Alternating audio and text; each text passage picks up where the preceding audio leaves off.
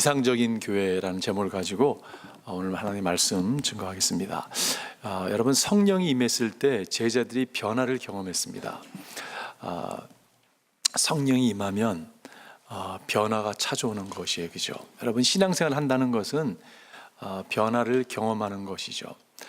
창조주 하나님이 우리 가운데 찾아오셨는데 변하지 않는다면 그것이야말로 기적이 아닌가라는 생각을 하게 됩니다. 변하지 않을 수가 없죠. 성령이 임하니까 제자들이 변했습니다. 그들의 기도가 변했고 태도가 변했고 그들의 신앙이 변한 것을 볼 수가 있어요. 전도가 변했고 막 설교가 변한 것을 볼 수가 있습니다. 오늘 본문은 변화된 교회의 모습을 우리에게 소개해 주고 있다고 생각이 들어요. 그것을 저는 이상적인 교회라고 한번 이렇게 제목을 붙여봤습니다. 그 모습은 이상적인 교회. 여러분, 오늘 본문이 짧은 메시지인데 저는 말씀을 딱 읽고서 첫 번째 생각이 들었던 생각이 뭐냐면 하나님의 교회가 하나님께서 가장 귀하게 여기시는 큰 계명, 최고의 계명을 지키고 있구나라는 생각이 들어왔어요. 최고의 계명이 무엇입니까? 하나님을 사랑하고 이웃을 사랑하는 것이에요, 그죠? 그런데 내부적으로 교회가요, 서로를 사랑하는 것을 보게 됩니다. 여러분, 서로를 사랑한다는 것은 그 원천이 하나님이 되지 않고서는 사랑할 수가 없죠. 성령이 충만하지 않고는 사랑할 수가 없습니다. 하나님의 영이 임하지 않고는 사랑할 수 없는 거예요. 하나님의 사랑을 경험한 사람만이 사랑할 수 있는 거죠. 그리고 외부적으로는요, 복음을 증거하는 거죠. 이웃에게 가장 필요한 것이 무엇입니까? 그들이 하나님을 만나는 거죠. 성령이 충만했기 때문에 그들은 복음을 가지고 외부적으로 이렇게 말씀을 증언하는 그런 장면이 오늘 본문에 소개되고 있는 것을 보게 돼요. 저는 기도하기를, 여러분과 제가 이상적인 기도가 되기를, 교회가 되기를 바랍니다. 여러분과 제가 내부적으로 사랑하는 거예요. 서로를 극진히 사랑하는 거예요. 서로를 너무너무 존귀 여기고 세워주고 사랑하는 여러분과 제가 되기를 바라요. 그리고 우리가 외부적으로 복음을 가지고 주님이 이끄시는 곳까지 담대히 나가는 여러분과 제가 되기를 주님의 이름으로 축원드립니다. 오늘 본문 말씀을 기초해서 몇 가지, 오늘 제가 벌써 말씀을 다 나눈 것 같아요. 그런데 몇 가지 좀 디테일하게 좀 말씀을 봤으면 좋겠습니다. 이상적인 교회란 무엇일까? 이상적인 교회란 하나로 연합된 교회입니다. Ideal Church is a Church of Unity. 정말 하나 되는 한 연합된 그러한 교회가 이상적인 교회가 아닌가 생각을 가져보게 됩니다. 오늘 본문에 보게 되면 많은 신도가 한 마음과 한 뜻이 되어서 아무도 자기 소유를 자기 것이라고 하지 않고 모든 것을 공동으로 사용했다. 한 마음과 한 뜻이 됐다고 성경은 말씀하고 있어요. 여러분, 유대 교회의 핍박이 시작됐습니다. 그것을 초대교회는 다 알고 있었어요. 그럼에도 불구하고 그들이 요동하지 않았습니다. 지금 사내들인 공회 법정에서 베드로와 요한이 풀려나서 교회로 달려갔고 그들이 함께 일어났던 일들에 대해서 이야기를 하고 그들이 한 것이 무엇이었습니까? 여러분, 한 마음을 가지고 기도했어요. 합심해서 기도했죠. 합심해서 기도하면서 대주제 만물을 통치하시고 다스리는 하나님의 이름을 불렀습니다. 하나님은 창조의 하나님이십니다. 하나님은 계시의 하나님, 말씀하시는 하나님이십니다. 과거에도 말씀하시고 오늘도 말씀하시는 하나님이십니다. 선포했습니다. 역사를 주관하시는 하나님을 선포했어요. 그 대주제 하나님께 그들이 선포하면서 기도했을 때 여러분, 어떤 일이 일어났습니까? 지진이 일어났어요. 땅이 진동됐어요, 그죠? 여러분, 진동을 경험한 심령들, 우리 심령에 진동이 찾아오면 여러분과 제 삶 가운데 진정한 의미에서 진동이 찾아오잖아요. 하나님 성령이 임하게 되면 여러분, 우리가 요동하지 않습니다. 왜 요동하는가? 성령께서 임하지 않기 때문에 그래요. 신앙의 경험이 없기 때문에. 여러분, 우리 신앙이 얼마나 경험이 없는지 모르겠어요. 하나님의 말씀이 우리 가운데 찾아왔을 때, 성령이 임했을 때 여러분 진동하잖아요, 그죠? 그리고 그들이 성령이 충만한 가운데 요동치 않았습니다. 요동하지 않았어요. 그리고 그들은 하나가 돼서 하나님께 기도하고 오히려 담대하게 말씀을 증거했다고 성경은 오늘 우리에게 말씀하고 있어요. 한 마음 한 뜻, 한 마음 한 뜻을 갖는 게 얼마나 하나님이 기뻐하실까라는 생각을 해보게 돼요. 교회는 여러분, 한 마음 한 뜻을 품고 나아가는 곳입니다. 하나님이 기뻐하는 일이 무엇입니까, 여러분? 여러분과 이런 찬양 부르잖아요. 내가 원하는 한 가지 주님의 기쁨이 되는 것, 이런 찬양도 부르잖아요, 그죠? 여러분, 진정한 이 찬양이 여러분과 제 기도의 찬양입니까, 여러분? 어떻게 생각하세요? 정말 여러분과 제가 하나님이 기뻐하는 인생이 됐으면 좋겠어요. 이 고백이 우리의 진정한 마음 깊은 곳에 올라나오는 그런 고백이 됐으면 좋겠어요. 하나님, 정말 당신이 기쁘게 된 삶을 살고 싶어요. 하나님, 무엇을 기뻐할까? 예배를 기뻐하세요, 그죠? 하나님의 봉사를 기뻐할 거, 성교를 기뻐할 거, 여러 가지 구제를 기뻐할 것입니다. 그런데 그 무엇보다 먼저 될 게 뭐냐면 한 마음을 품는 것이, 한 뜻을 품는 것이, 이게 교회에게 허락하신 하나님이 기뻐하는 모습이라는 것이. 그러나 여러분, 현실은 어떻습니까? 부부가 하나 되지 못한 것을 보게 돼요. 가정이 하나 되지 못하고요, 성도가 하나 되지 못하는 모습을 보게 됩니다. 여러분, 그 무엇보다 하나 될 것이 있다면 하나 되어야 되는 거예요. 어떤 일보다 앞서야 될 것이 있다면 하나 되어야 된다는 것이에요. 부부가 이렇게 은행 구자도 따로 쓰고 저 인간이 얼마 있는지를 모르는 거예요. 여러분, 그래서는요, 그게 하나님이 기뻐하는 가정이 될 수가 없죠. 하나님 입장에서 볼 때 자녀를 키워보시는 분은 아시잖아요. 아이들이 서로 이렇게 사이좋게 지내면 너무 좋잖아요, 그죠? 근데 매일 만나 싸우면요, 얼마나 마음이 아프겠습니까? 동일한 마음이라고 생각이 돼요. 하나님께서 여러분과 저를 바라볼 때 하나 되는 것을 얼마나 귀하게 여길까라는 생각을 해보게 됩니다. 이 말씀이 참 저에게 오늘 울림이 있었어요. 아버지께서 내 안에 계시고 내가 아버지 안에 있는 것과 같이 그들도 하나가 되어서 우리 안에 있게 하여 주십시오. 이게 기도예요.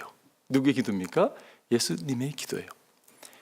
우리에게 요구하는 스탠다드가 어느 정도냐면요, 예수님이 내가 당신 아버지와 함께 있는 것처럼, 아버지 내 안에 있는 것처럼 그 정도 수준의 하나가 되게 해달라고 제자들을 향해서 주님이 이 기도를 올려드립니다.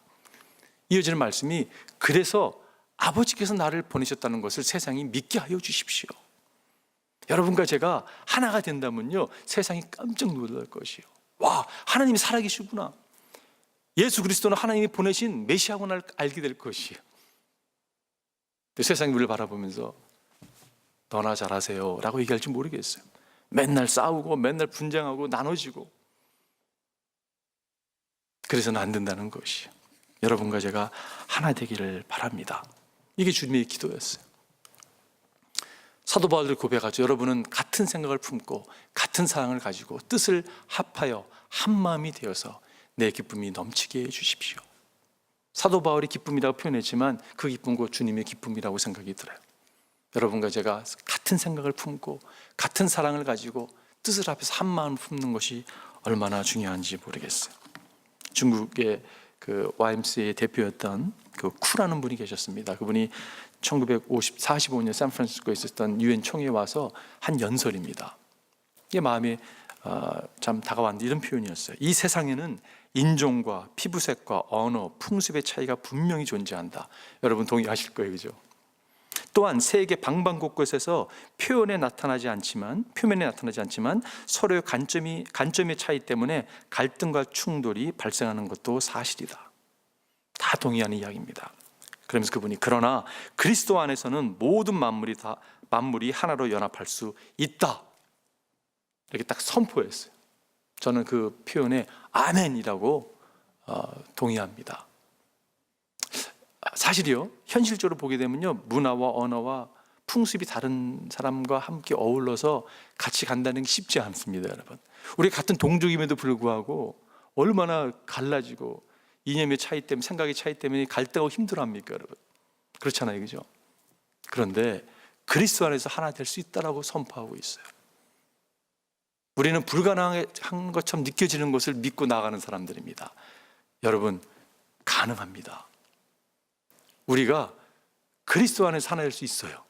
이것을 믿는 게 얼마나 중요한지. 그 시작이 어디서부터 시작돼야 된다고요? 우리 가정에서 시작돼야 되고 우리 교회에서 시작돼야 된다고 생각이 들어요. 그리스도 안에서 여러분과 제가 하나가 될 수 있습니다. A.W. 토저가, 이 목사님이 그렇게 표현했어요. 저는 100개의 피아노가 있는데 100개의 피아노가 음을 맞추는데 여러분, 서로가 음을 맞춰주는 게 아니라는 것이에요. 이 튜닝 포크가 있어가지고 피아노가 그 기준에 맞춰가지고 튠업을 하는 거예요. 각 피아노가 이렇게. 그러면서 뭐라고 표현하냐면, 우리는 예수 그리스도에게 튜닝이 돼야 된다는 것이에요. 서로에게 여러분, 서로가 튜닝을 해줄 수 있는 게 아니에요. 우리는 내가 하나님과 튜닝이 되고 내 아내가, 우리 성도가 같이 될 때, 하나님을, 예수를 바라볼 때 하나 될 수 있다는 것이에요. 그 표현이 너무 좋은 것 같아요. 아, 그렇구나. 여러분과 이제 하나 될 수 있는 것은요, 그리스도를 바라볼 때 가능하다는 것이요. 내가 그리스도를 바라보고 여러분이 그리스도를 바라볼 때 여러분과 저는 하나 될 수 있습니다. 주님을 바라보는, 그래서 하나됨을 경험하는 여러분과 제가 되기를 바라요. 여러분, 저는 기도하면서 말씀을 준비하잖아요. 근데 하나님께서 한동안 우리 공동체에 계속 주셨던 동일한 말씀이 있었어요. 제가 하나님 이거 또 해야 돼요? 또 해야 돼요? 돌아보면서 반복해서 줬던 말씀이 뭐냐면요, 하나님이라는 메시지였어요. 사랑 좀 하라고, 사랑 좀. 하나님 이거 우리 그래도 하는 것 같은데, 근데 이게 아닌 것 같아요. 그게 제 생각일지 성령의 마음인지 모르겠습니다. 성령이 주신 마음이라면, 생각이라면 우리 하나 되지 않는 것처럼 비참한 게 없다고 생각이 들어요. 이상적인 교회를 꿈꾼다면 여러분과 제가 하나 된다는 것이요. 두 번째는 복음을 전하는 교회입니다. 이상적인 교회는요, 아이디얼 Church of Witnessing, 예수 그리스도를 증거하는 교회입니다. 예수 그리스도를 증거하는 게 교회가 해야 될 일이죠. 다 하는 이야기죠, 그죠? 오늘 본문에 이렇게 말씀하고 있어요. 사도들은 큰 능력으로 주 예수의 부활을 증언하였고 사람들은 모두 큰 은혜를. 여기서 증언하였다는 표현을 언어를 찾아보게 되면 이런 뜻입니다. 증거를 되돌려 갚다라는 것이에요. 빚을 갚듯이 증언이라는 뜻이, 여러분, 그런 뜻이 있어요. 되돌려 갚는 것이에요. 여러분과 제가 복음의 빚진 자들입니다. 빚진 것을 되돌려 갚듯이 그런 심령으로, 그러한 태도로 여러분과 제가 나아가야 된다는 말씀이에요. 도저히 구제불능이었던, 영원히 현금받을 수 없었던 여러분과 저의 삶에 주님은 찾아와 주셔서 우리를 구속해 주셨어요. 우리를 구원해 주셨습니다. 여러분, 리뎀션이라는 단어 있죠. 구속이라는 단어, 구원받았다는 리딤이라는 단어. 제가 대학교 다닐 때 그 단어를 깨닫고요, 참 그 찬양을 많이 불렀어요. I've been redeemed by the blood of the Lamb이라는 찬양이 있거든요. 그 찬양 하도 많이 부르니까 아는 목사님 그래도 경호 형제는 왜 이렇게 늘 많이 부르냐고 저한테, 제가 그 기억이 나요. 그 레뎀션이라는 단어를 깨닫고 나서 너무 감격스러운 거예요. 여러분과 저는요, 구속받은 자들입니다. 영원히 형벌받을 수 없는 상황에서 주님께서 우리를 이렇게 값으로 산받은, 값을 치르고 우리를 구속해준 속량받은 자들이라는 것이. 여러분, 고대 시대, 로마 시대 때 노예들이 많았잖아요, 그죠? 노예들이 노예시장에서 팔려나갔습니다. 주인이 노예를 가지고 흥정을 합니다. 이 사람 얼마 팔 거냐고. 그 사람이 건강 상태에 따라서 뭐 이도 들춰보기도 하고, 치아가 건강하고 그러면 뭐 건강으로 따져서 여러분 사가는 거예요. 소유권이 바뀌는 것이에요. 여러분과 제가 노예시장에 딱 노예로 지금 흥정을 하고 있는데 누군가가 여러분과 저를 사준 거 아니에요, 그죠? 그 누군가가 누구입니까? 예수 그리스도가 사주신 거예요, 그죠? 소유권이 바뀐 거예요. 우리는 과거에는 흑암의 소유였습니다. 사탄의 소유였어요. 그런데 주님께서 값을 치르시고 우리를 사셨어요. 그 값이 무엇이었습니까? 예수 그리스도셨어요. 여러분, 당신이 직접 인간의 몸을 입고 이 땅에 오셔가지고 우리를 속량해, 구속해 주셨어요. 리딤했다는 이야기예요. 엄청난 은혜죠. 그 은혜를 여러분과 제가 받은 자입니다. 그런데 우리의 모습 가운데 구속받았음에도 불구하고 여전히 탐심으로 가득하고 여전히 이기적이고 여전히 시기 질투 심에 살아가고 있는 우리의 모습, 현실을 바라보게 돼요, 그렇죠? 그럴 때 사탄이 뭐라고 그러는지 아세요? 저것 보라고, 저게 무슨 구원받은 자냐고 손가락질 고소합니다. 근데 주님 뭐라고 말씀하신지 알아요? Mind your business. 그렇게 얘기해, 사탄한테요. 내 소유인데 왜 내가 까불어? 주님이 이렇게 말씀하고 있는 거예요. 여러분, 이게 얼마나 엄청난 사실입니까? 우리가 갈 길이 멀어요, 그죠? 그럼에도 불구하고 우리는 더 이상 사탄의 소유가 아닙니다, 여러분. 여러분과 저는요, 리딤 받은, 속량받은, 구원받은 예수님께 속한 자들이라는 것이에요. 이것이 얼마나 감사한지 모르겠어요. 바울이 이렇게 얘기하죠. 아버지께서 우리를 암흑의 권세에서 건져내셔서 자기의 사랑하는 아들의 나라로 옮기셨습니다. 우리가 옮긴 바 된 것이에요.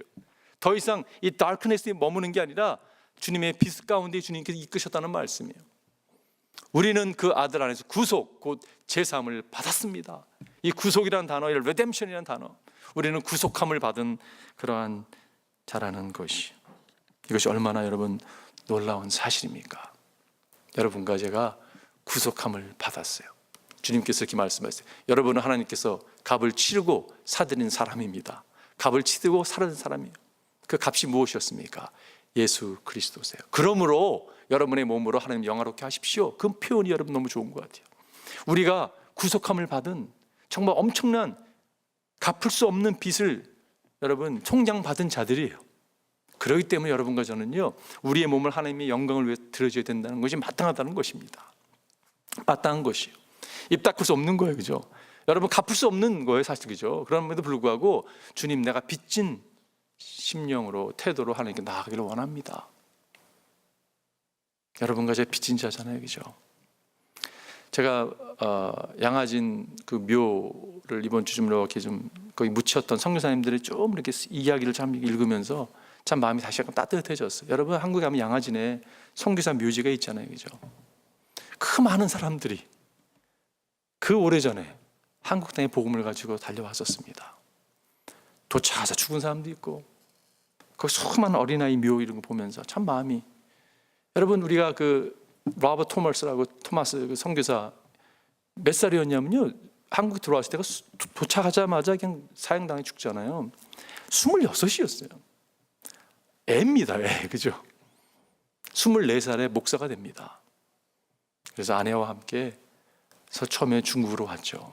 상해 와서 동료 선교사가 순교당한 모습을 아내가 보고 살짝 놀랐어요. 캐롤라이나라는 이 선교사님이 어린 나이에 임신 중이었었는데, 그래서 유산이 됩니다. 간염으로 어려움을 겪으면서 순교를 당해요. 여러분, 그 준비해서 와가지고 얼마 지나서 죽습니다. 그들에게 무슨 오퍼가 있었냐면 앵그로 차이나라고 하는 국제 학교가 있는데 그때 교장으로 좀 섬겨달라고. 근데 토마스 목사님은 아니라고. 혹시 내가 교사로 일하면서 내가 선교사의 임무를 감당하지 못할까 두렵다. 나는 복음을 전하러 온 사람이라고. 그렇게 여러분 그가 고백을 해요. 그리고 제너럴 철먼호, 여러분 미국 상선을 타고 대동을 건너서 조선 땅에 도착했을 때, 도착하자마자 병사에게 찔림을 당해서 순교를 당하죠. 나중에 그 회고록에 보게 되면 그 병사 이렇게 고백합니다. 내가 오늘 서양 사람 하나를 죽였는데 아무리 생각해도 이상한 점이 있다. 내가 그를 찌르려고 할 때 그는 두 손을 마주 잡고 무슨 말을 한 후에 무슨 말을 했을까요? 아마 기도하지 않았겠습니까, 여러분? 웃으면서 책 한 권을 내밀며 받으라고 권했다. 결국 그를 죽이기는 했지만 그 책을 받지 않을 수 없어서 가지고 왔다 하면서 여러분, 복음이, 성경책이 조선 땅에 소개가 됩니다.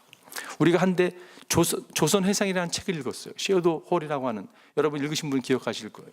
제가 어제 그 책을, 이번 주 그 책 다시 한번 쭉 보았습니다. 시어도 홀이라는 사람이, 그 아버지가 윌리엄 홀인데요. 윌리엄 홀이 캐나다 사람인데, 캐나다에서 한 선교사의 도전을 받고 중국을 꿈꾸고 선교사로 준비를 합니다. 준비를 하는데 어떤 보고가 들어오냐면요, 목사 선교사보다는 의사 선교사를 더 많이 요구하는 데가 많다고 그러니까요, 갑자기 전공을 바꿔가지고 목사임에도 불구하고 의학을 공부하는데 아주 우수한 성적으로 공부를 끝냅니다. 그리고 뉴욕으로 와가지고 뉴욕에서 더 이상 더 훈련을 받게 됩니다, 병원에서. 그러면서 만난 자매가 노제타라는 자매예요. 노제타라는 자매는 미국 자매인데, 이 자매도 동일하게 선교사로 헌신한 자매였어요. 두 의사가, 노제타는 먼저 한국으로 들어가고, 원래 윌리엄 홀은 중국으로 들어가고 했었는데, 이 노제타를 따라서 한국으로 같이 들어옵니다. 나중에 같이 들어가죠. 한국에 최초로 들어졌던 서양 결혼식을 한 커플이 됩니다. 여러분, 이분들이요, 평양으로 이렇게 파송을 받아가지고 정말 불의한 사람들을 갖다가 의사로 섬기기 시작하는데 2년이 못 돼서 풍토병에 이 윌리엄 홀이 죽습니다. 나이가 34살이었어요. 그랬을 때 노제타의 배에는 7개월 먹은 딸이 들어있었고, 지금 돌도 안 지는 아들이 있었습니다. 그 노제타 나이가 28이었어요.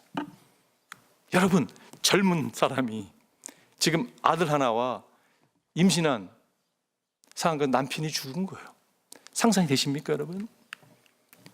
시어머니가 캐나다 보냅니다. 캐나다 가가지고 아이를 낳는데, 머물까도 생각했는데 캐나다 교회가 얼마나 한국을 위해서 기도를 하고, 남편의 교회였는데 얼마나 헌신된 걸 보고요, 다시 결단을 내리고 한국 땅으로 다시 돌아갑니다. 돌아가서 태어난 딸이 3달밖에 되지 않아서 딸이 또 죽습니다, 여러분. 그리고 여러분 거기서 84살까지 한국 선교를 위해서 섬긴 분이 노제타라는 분이셨어요.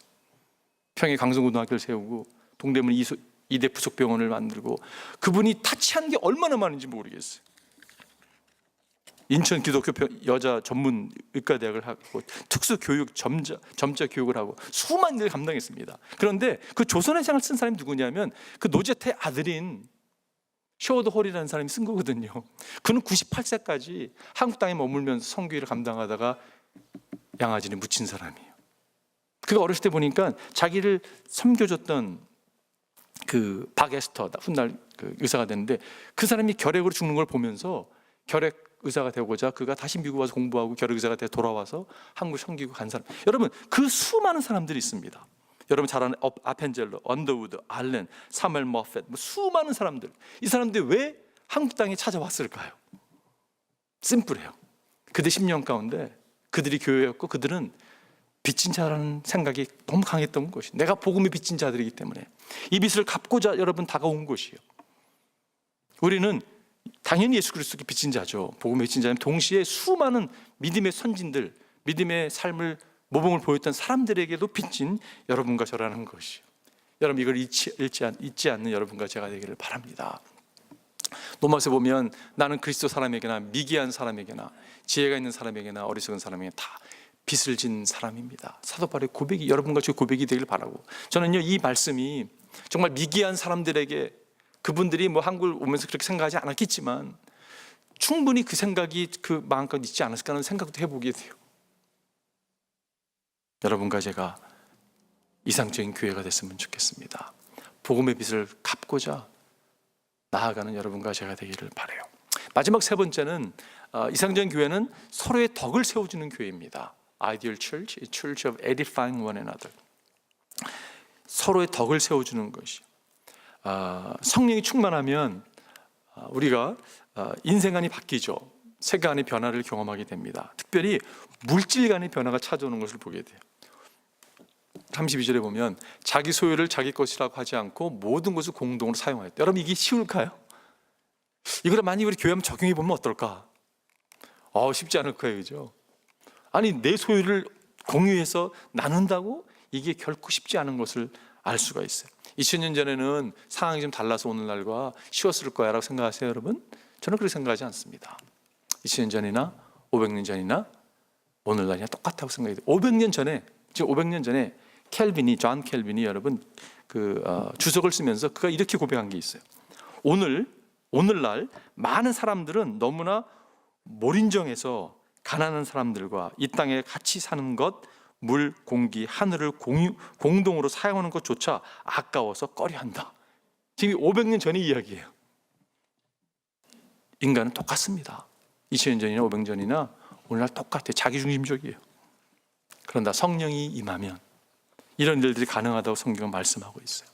성령이 임하면 여러분 가능합니다. 오늘 본문에 이렇게 말씀, 그들 가운데서 가난한 사람이 한 사람도 없었다.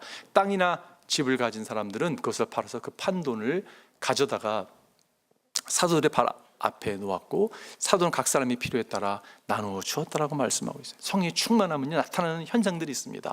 눈에 보이게 방언이 터진다든지 예언을 한다든지 봉사를 하고 능력과 권능과 치유가 일어나고 기적들이 일어나는데 동시에 또 하나가 일어나는 게 뭐냐면요 구제하기 시작한다는 것이, 성령이 임하면 여러분 복음을 전하면서 구제가 함께하는 것을 보게 됩니다. 우리가 일반적으로 성령이 충만한 사람을 생각할 때 이런 모습을 생각할 수 있는 것 같아요.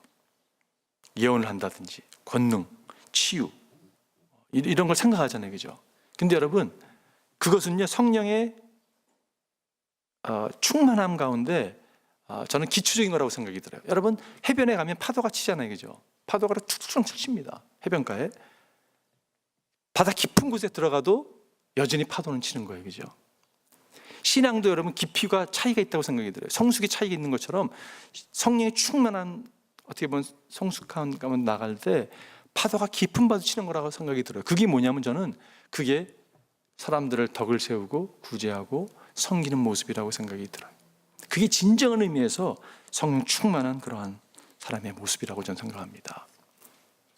오늘 그러면서 한 사람을 소개하고 있는데 바나바라는 사람을 소개하고 있는 것을 보게 돼요.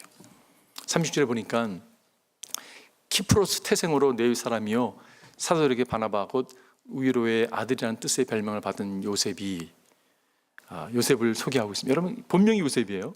근데 별명이 바나바라고 사람들이 알려진 이름이 바나바라는 이름이었습니다. 위로의 아들이라는 뜻을 갖고 있는 사람이에요. 여러분 생각해 보세요. 지금 수많은 사람들이 사도 발 앞에 지금 자신의 밭을 팔고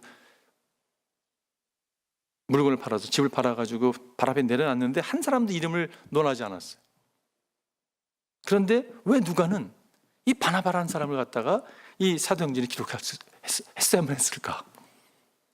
이 사람은요 어떤 의미에서는 가장 성령에 충만한, 가장 성령의 성품을 가진 사람으로서 도저히 얘기 안 하면 안 될 정도의 사람이라고 누가가 판단했기 때문에 소개하지 않을까 생각을 해보게 돼요. 가장 선한 영향을 끼쳤던 바나바. 저는 기도하고 여러분과 제가 바나바 같은 사람이 됐으면 좋겠어요. 그는요 네이 족속 사람이었다고 얘기해요. 여러분 네이 사람들이 원래 그 분깃을 받지 못하잖아요. 뭐 땅을 소유하지 않았습니다. 근데 성경학자들이 얘기하는 것은 그가 아수르, 바벨론, 시리아, 그리스 등의 침략을 피해서 이 구브로 사람인데 구브로로 내려간 네이 지파 사람이었고 그 피난 가서 땅을 소유할 수 있는 좀 특별한 익셉션이었죠. 그런 사람이었다고 얘기를 합니다. 그래서 그것을 밭을 팔아서 사도 발 앞에 내려놨다고 말씀하고 있어요. 저는 개인적으로 바나바를 참 좋아합니다. 바나바가 없었다면 사도 바울이 있을 수가 없었잖아요, 그죠? 초대교회가 바울을 믿지 못했어요.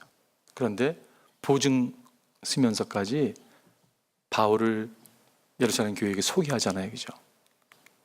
그를 믿어줬습니다. 그래서 오늘날 바울이 있는 것이, 저는 기도하고 여러분과 제가 제2의 제3의 바울들 많이 발굴했으면 좋겠어요. 믿어주고 격려해주고 세워주는 거예요. 그러면 수많은 하나님의 종들이 세워지기를 주님으로 축원합니다. 여러분 바나바는요 이방 세계 첫 교회의 목회자가 되죠. 그는 첫 선교사가 됩니다. 저는 이런 마음이 생겼어요. 기도하면서 우리 교회에서 수많은 이방 첫 교회에 목회자가 나왔으면 좋겠어요. 선교사가 나왔으면 좋겠습니다. 제가 말씀드리는 무슨 안수를 받고 목회 뭐 이런 거 될 수 있겠지만 여러분 꼭 그게 아니더라도 얼마나 하나님의 일을 갖다가 할 수 있는 방법과 길이 많습니까, 여러분? 저는 그런 일들이요 우리 공동체 가운데 나타나기를 바라요. 결론 짓겠습니다. 오늘 37절 보게 되면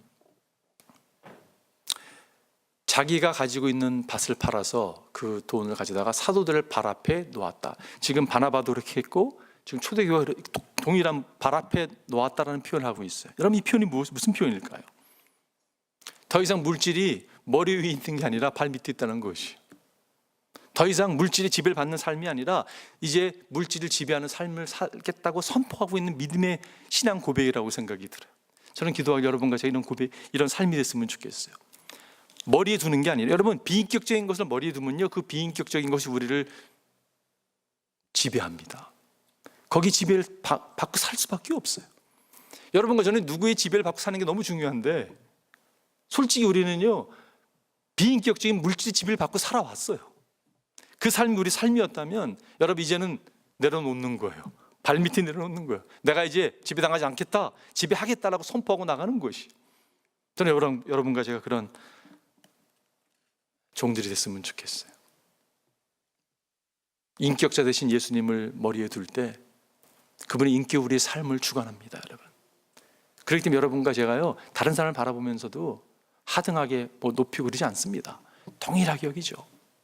왜냐하면 주님의 인격을 품고 살아가는 사람이기 때문에 그렇습니다.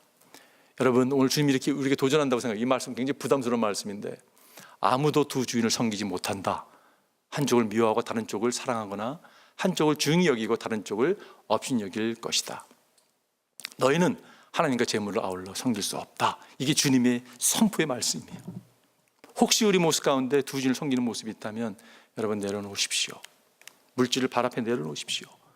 그리고 예수 그리스도를, 하나님을 여러분 머리 위에 두는 여러분과 제가 되기를 바라요. 제가 이야기하는 거 마치겠습니다. 20세기에 여러분 히틀러 치하에 있던 독일의 영적인 상태는 아주 안 좋았어요. 먹구름이었습니다.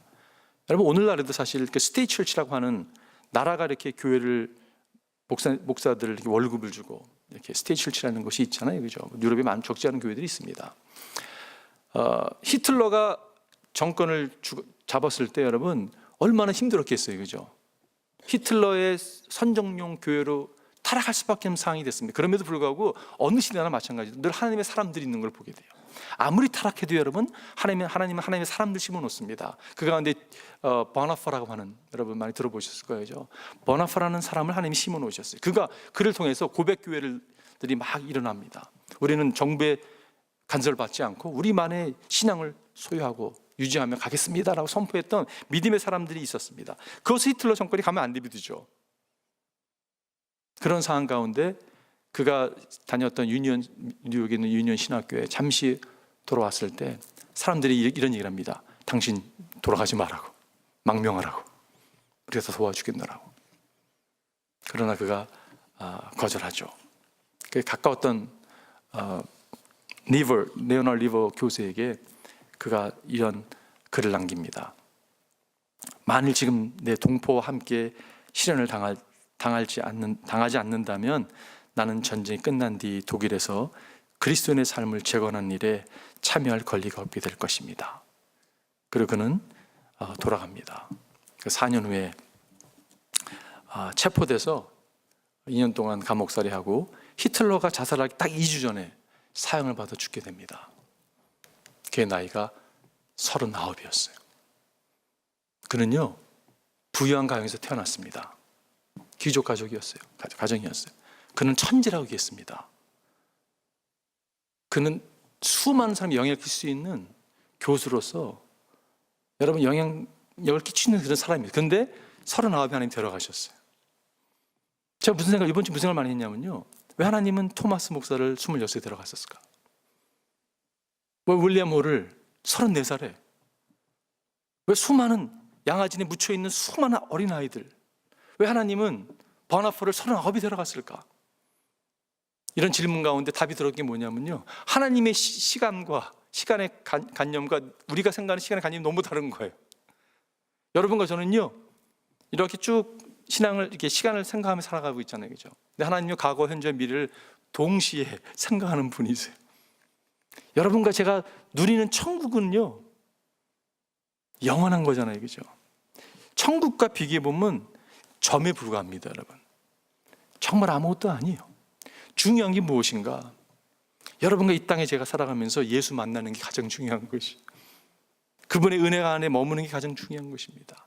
그분께 부족하지만 영광이 되기 위해서 내 삶을 들어지는 게 중요한 것이에요. 하나님은 마음을 받으세요. 여러분 뭘 막 하려고 하지 않아도 됩니다. 하면 우리가 얼마나 많이 하겠어요, 그죠? 근데 그 마음, 주님께 드리는 마음, 하나님은 그것을 귀하게 여기지 않을까 생각을 해보게 돼요. 천국을 묵상하면서 이 한 주도 담대히 나가는 여러분과 제가 되어 주님을 축원합니다. 한번 기도하시겠습니다.